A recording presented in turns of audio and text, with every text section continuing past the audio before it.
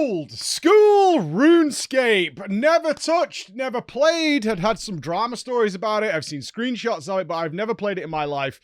Why are we here? Is it some sort of exciting operation I was going for? Yes, it is exciting, but in fact, it was Jagex who got on the phone because they've just released sailing for old school RuneScape, which I didn't know, and they were like, hey, can we do a sponsored stream where you show off sailing? And then Nupss just went, he's never played the game before, and they were like, ooh, that's interesting. Maybe we could do something else. And here we are. We're going to be trying out old school RuneScape. The goal is still to get to sailing. They do want to show that off, but also mixed in is just learning what this game is.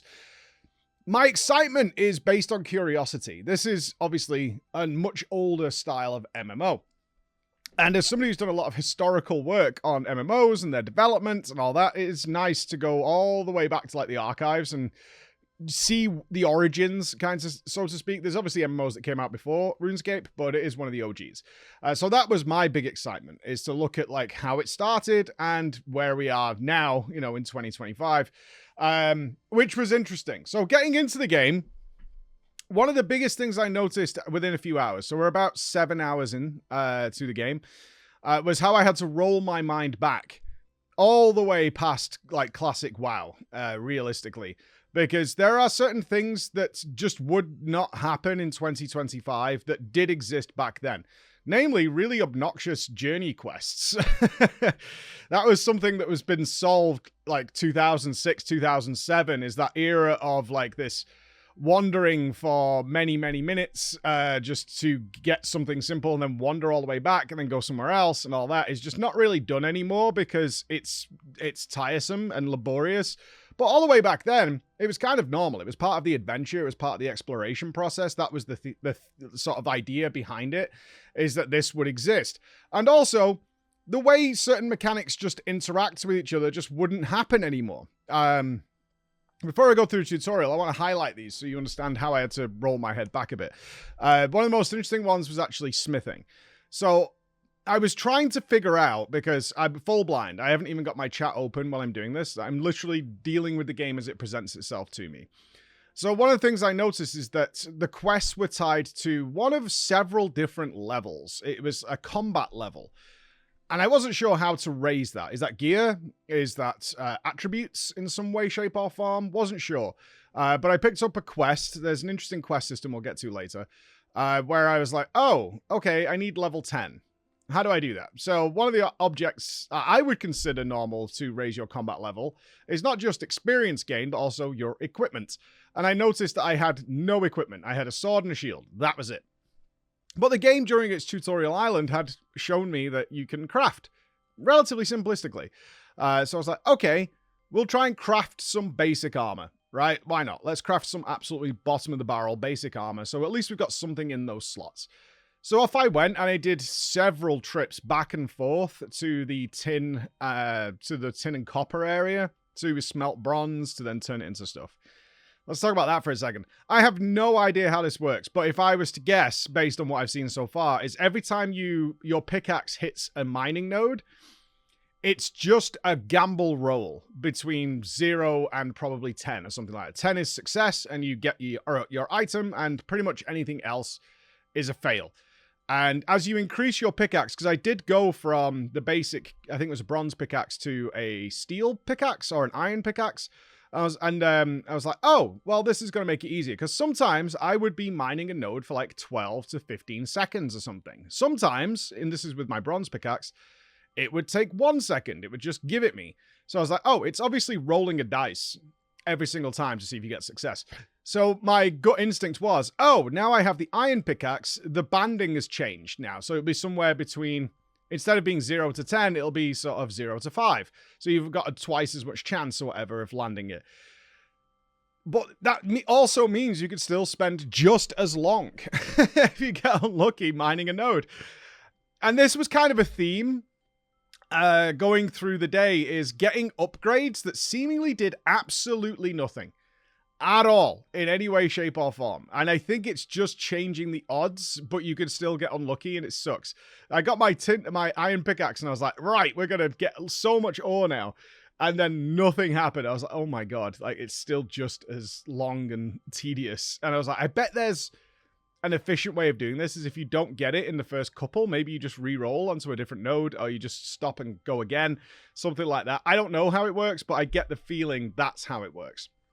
Either way, I collected a bunch of ore, like a lot, but then come to discover that in order to even build basic armor, I managed to make a helmet. The tree is so antiquated. It's cute in a way. It's like it's kind of cute. The smithing tree is very antiquated because it starts with like level 1, you can build a dagger. Level 2, you can build like a sword. Like level 3 or 4, you can now build a helmet. Okay, so you would expect that like 5 and 6 are like, now you can build legs, now you can build a chest. No, no, it doesn't work that way.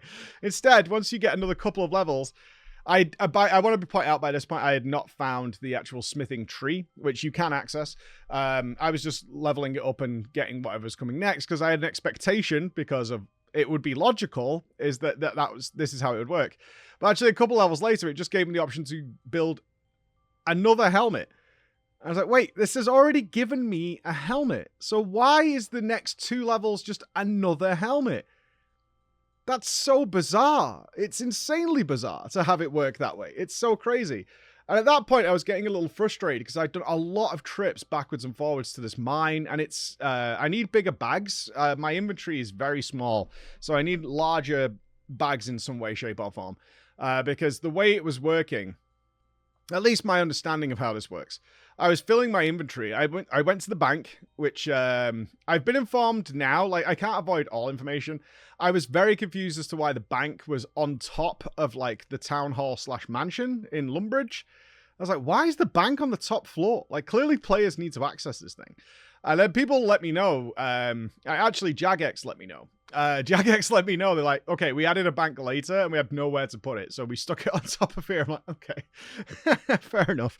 Can't go in any other building. It's got to go on top of here. So you've got to go up 2 flights of stairs to get to the bank. Either way, I went to the bank and I dumped all my gear and filled out my inventory multiple times while waiting for a lot of this mining to happen. I was like, oh my God. It was faster than New World, which is really interesting because I have said time and time again, I am not, as soon as an MMO, like a modern MMO, right, has me chopping trees, like clicking a tree and then waiting for it to be done, I'm turning it off. Like, I've had enough. I think it's, in 2025, in the modern era, I find it an egregious waste of the player's time when there's just so many more options these days to just be like, not deal with that kind of nonsense and have some fun instead, right? It's always easy to compare it to PoE. You can farm for hundreds and thousands of hours in PoE, but generally you're blowing up monsters by the truckload, explosions, crazy builds, and you're getting faster and faster and faster, right? There's an action element to it. This is click and then just take hands off keyboard and wait for it to be done, which is, to me, just insanity. Just insanity now. But I expect it of these old games, so it's fine. I then found the smithing tree. I was like, is there a tree somewhere? I was very tempted to Google it, but they actually have it in game. Only to realize that you can't get armor until like level 12 or 13 smithing, which I'm not doing. Now, I think there's probably some more efficient way of doing this using banknotes, because Adventurer John, I don't know if Adventurer John is a new addition to the game or whether he's always been there. So Adventurer John tracks everything you're doing. So you've been attacking monsters, you've been mining and things like that. And he, once you hit a threshold, he will like complete this passive quest. It's like, hey, you got level 5 in attack. Come and get a reward. And that reward is significantly better than what I can craft from smithing in any realistic amount of time. It takes like 5 minutes to get a reward from Adventurer John, the early ones, or an hour of smithing to not get anything nearly as good. Like, it's nonsensical. So whether it's just starter gear, I don't know. Might be. Before you invest into smithing. So either way, I'm poking around. And I did have to explain this to Jagex. So what happened is a few Jagex team members were around and they were like DMing me. And I thought, because I'd never seen whispers in this game, that this was just players, because a lot of players found me.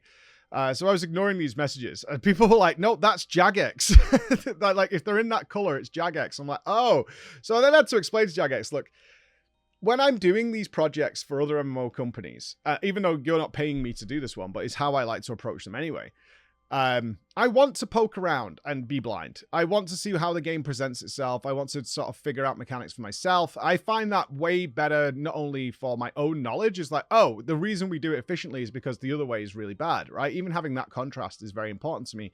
And seeing where the game leads me and poking around the menus and finding stuff. It's useful to me to get overall better. And it's one of the biggest regrets I have with Warframe is Warframe had a guide for me. And although iFlynn is phenomenal and great and took me on this journey, I know very little of the base mechanics of that game that I want to like restart a fresh account essentially because we zipped through everything. It's kind of like boosting in WoW. If you get a new player who's never touched either that game or MMOs in general, and you just boost them up to like level cap and say go, they what are they going to do, dude? That's so lost. They have no idea. And so I was then trying to figure out what is the efficient way of playing this game. So it dawned on me is like, I bet some of the starter quests are a good way because I would have said, again, applying some logic. You've got this list of every quest in the game. Is the earlier ones should be the lower level ones. And then when you click on them, it does tell you requirements, right? It does tell you like, okay, your minimum of this. I will say the old school style of questing I enjoyed a lot, although it was very random. So the treasure hunt I did, where I actually had to open a notepad and do a cipher. I actually had to translate what was going on. I had to use my brain to figure out how to solve it because I was presented a code and I was like, this doesn't make any sense to me. No matter, is it an anagram? Is it translating to numbers? Even that doesn't make sense. So I was looking around and then I thought, maybe I asked the guy who gave me the quest because he probably knows something about this. And that was true. That was correct. And I was like, that is great. That is really cool. You had to apply and throw ideas at the problem to come up with a solution, and the solution was there. Really enjoyed that. Then I found another quest to get dye. I will never forget this quest. It's just a tutorial on how to dye your armor. That's all it is. But it's buried that the Goblin Village elders are torn between red and green armor, and they just want you to go and get different colored dyes so they can unify and all wear one armor because and you've got to traverse the entire map to do this.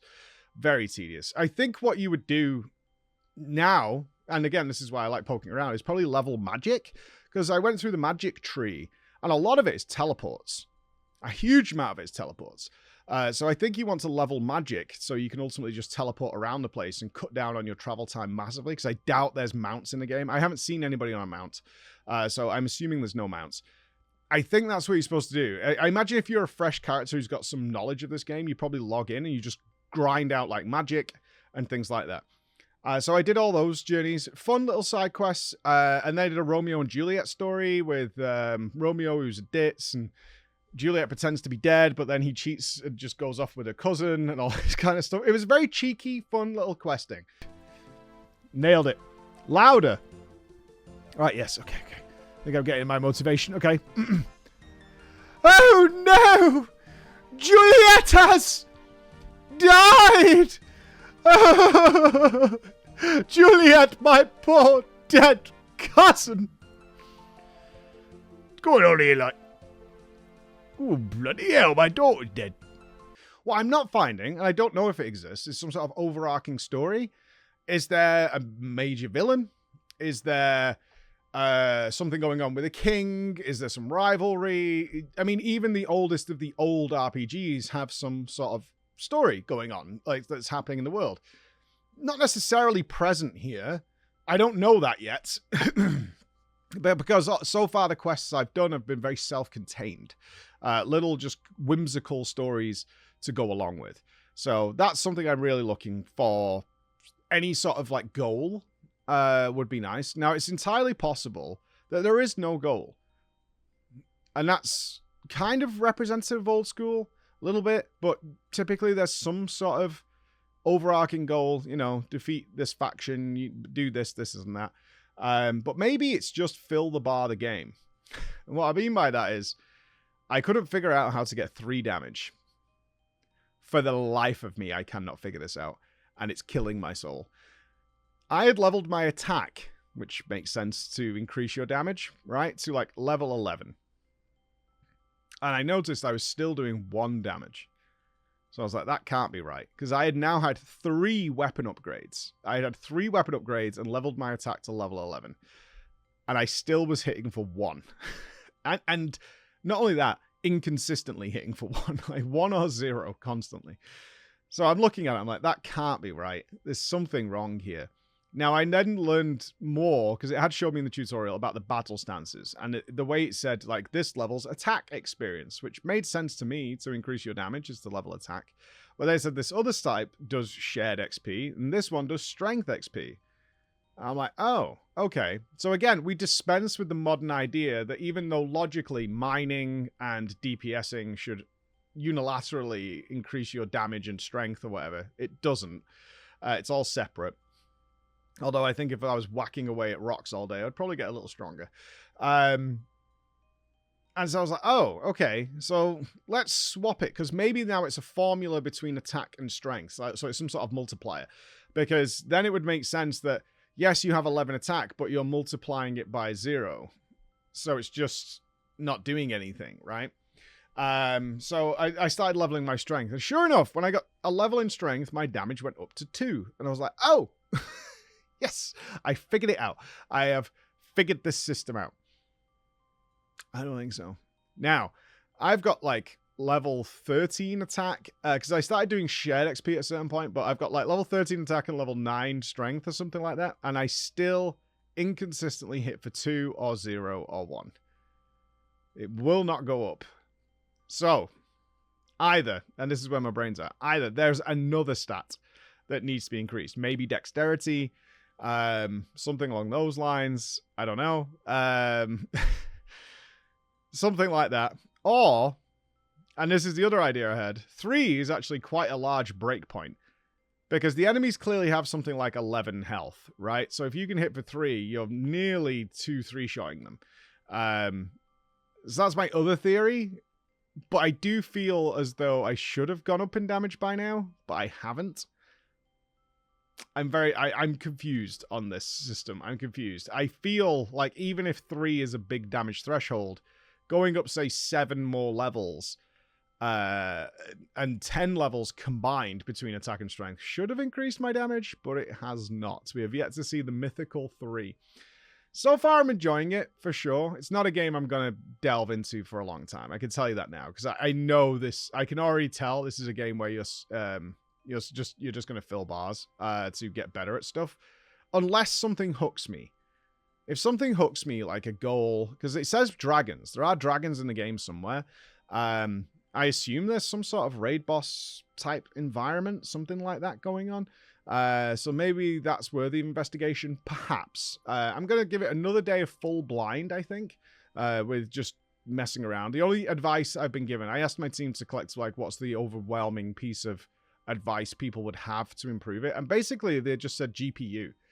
You can increase the render distance and stuff like that. Other than that, keep going. Keep going. All right, so I will. But there's my first day in old school RuneScape. Educational, to say the least. More like reawakening lost memories buried deep in the back of my brain from things that happened in like the year 2000, which was like 25 years ago. But here it is. But I'm curious what comes next. So I'll see you then.